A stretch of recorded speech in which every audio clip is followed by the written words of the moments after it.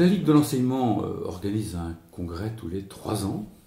On y traite une question qui est à l'ordre du jour, qui est en principe décidée 3 ans à l'avance. Lorsqu'un congrès se termine, on vote pour déterminer quelle sera la question suivante.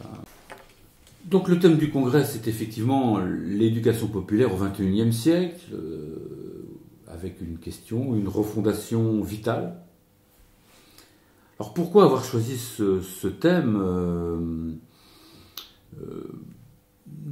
Au sein de la Ligue de l'enseignement, nous sommes convaincus, quasiment depuis qu'elle existe, la Ligue de l'enseignement existe depuis 1866, de la pertinence de cette notion d'éducation populaire.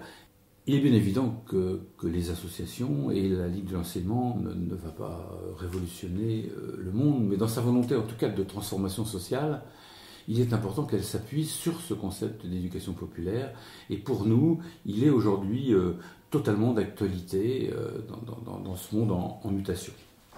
On reste toujours sur cet objectif de transformation sociale, à notre niveau. Nous ne sommes pas des élus de la République, mais nous sommes par contre à côté de ces élus de la République, et nous avons la volonté de transformer la société, et donc il faut, pour aboutir à cet objectif-là, il faut se donner un certain nombre de moyens, et donc cette nourriture qu'on apporte, cette nourriture en quelque sorte réflexive, intellectuelle qu'on apporte à nos associations, elle a pour objectif justement de les faire évoluer.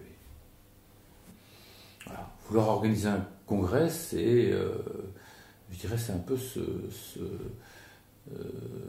d'abord ce double intérêt à l'interne, avoir l'occasion de montrer ce qu'on est à l'ensemble des départements de la Ligue de l'enseignement, et se mobiliser à l'interne tant en direction du personnel que des associations adhérentes. Maintenant, par rapport aux partenaires qu'on a évoqués tout à l'heure, et notamment les collectivités locales, je vous dis, c'est aussi cette mise en lumière à certains moments de notre action.